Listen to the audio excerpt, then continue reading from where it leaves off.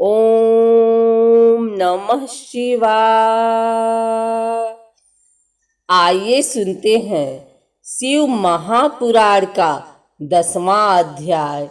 श्री ब्रह्मा जी बोले, नारद, भगवान श्री सदाशिव के उन रूप से जिसको कि माया के बस होकर अपना पुत्र समझ रहा था, मेरे पास आकर कहा, आज्ञा दीजिए, मैं आपकी कथा वेद की आज्ञा अनुसार कार्य करने के लिए तैयार हूँ। भगवान सदाशिव के यह वचन सुनकर मैं अत्यंत प्रसन्न हुआ।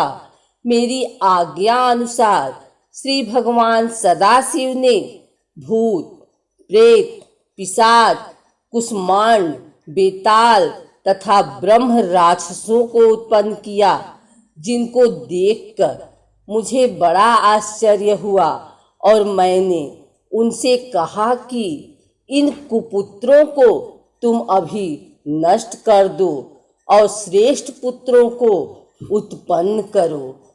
मेरी बात सुनकर भगवान श्री सदाशिव ने कहा, नहीं, मैं ऐसी सृष्टि उत्पन्न नहीं करूँगा कि जिसको मरना जीना पड़े। उनको आप स्वयं ही उत्पन्न कीजिए। उनमें से जो प्राणी चिंताओं को त्याग कर परमानंद में मग्न होंगे, उनको मैं मोक्ष प्रदान करूँगा। इस प्रकार कहकर भगवान श्री सदाशिव ने अपनी माया को खींच लिया। तब मुझे ज्ञात हुआ और फिर मैंने नतमस्तक होकर उनको प्रणाम किया और स्तुति करने लगे। भगवान सदाशिव ने मुझे सदाशिव प्रदान की और इसके पश्चात नील लोहित भगवान शंकर अंतर्ध्यान हो गए और अपने लोक को चले गए। श्री ब्रह्मा जी बोले, नारद जी, इसके पश्चात मैंने नील लोहित भगवान श्री शंकर की आज्ञा अनुसार शब्दादि पंचभूतों द्वारा पंचोकरण करके उनके स्थूल आकाश, वायु, अग्नि, जल और पृथ्वी, समुद्र, वृक्षाड़ और कलाद युग पर्यंत कालों की रचना की तथा सृष्टि के और भी बहुत पदार्थों की मैंने रचना की।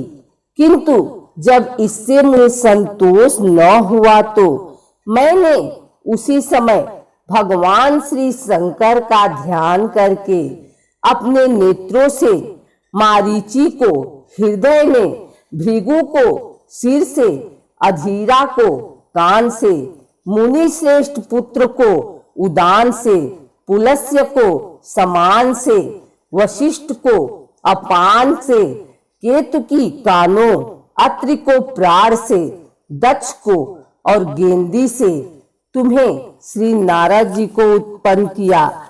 इसके पश्चात मैंने अपने दो रूप तो सतरूप था और स्वीर मनु था।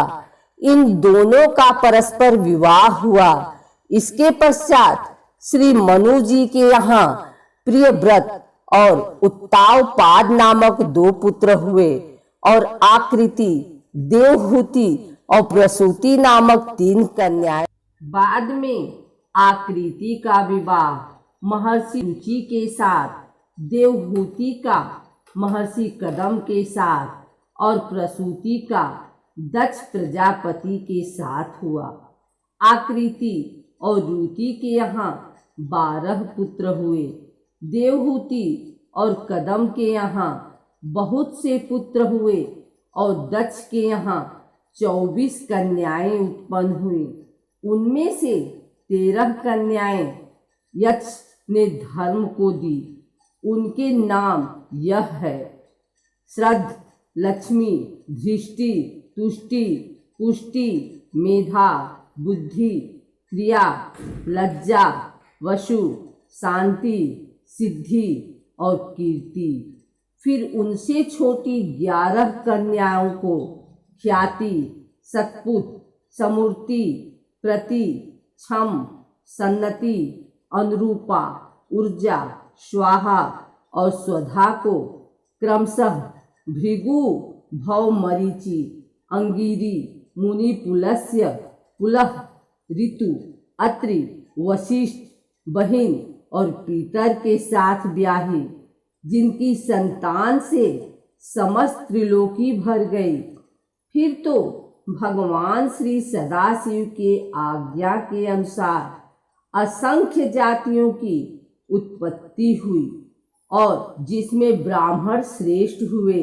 दक्ष की 60 कन्याओं की संतानों से पाताल से लेकर अन्य सत्यलोक तक यह चराचर जगत व्याप्त हो गया और रत्ती भर भी स्थान खाली न रहा। नारद, इस तरह मैंने भगवान श्री सदाशिव की आज्ञा अनुसार सृष्टि की रचना की और इस तरह भगवान श्री सदाशिव ने अपने भक्तों के उद्धार के लिए बहुत सी लीलाएं की, जिनका वाम अंग वैकुंठ तथा दायां अंग मैं ब्रह्मा हूँ। इस प्रकार मैं, विष्णु और रुद्र यह 3 गुण प्रधान हुए। सत, रज, तम तीनों गुणों में मैं प्रधान हूँ। इन तीनों गुणों में से रजोगुण वाली सुरा देवी, सतोगुण वाली सती और तमोगुण वाली लक्ष्मी प्रकट हुई।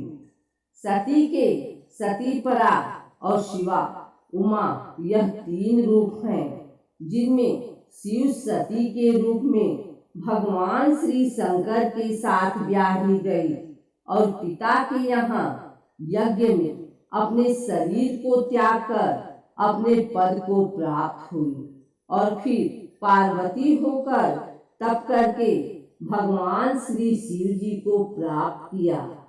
कालिका, चंडिका, भद्र, चामुंडा, विख्या, जया, जयोत, भद्रकाली, दुर्गा, भगवती, कामाख्या, कामदा, अम्बा, मरादी यह नाम श्री पार्वती के ही हैं।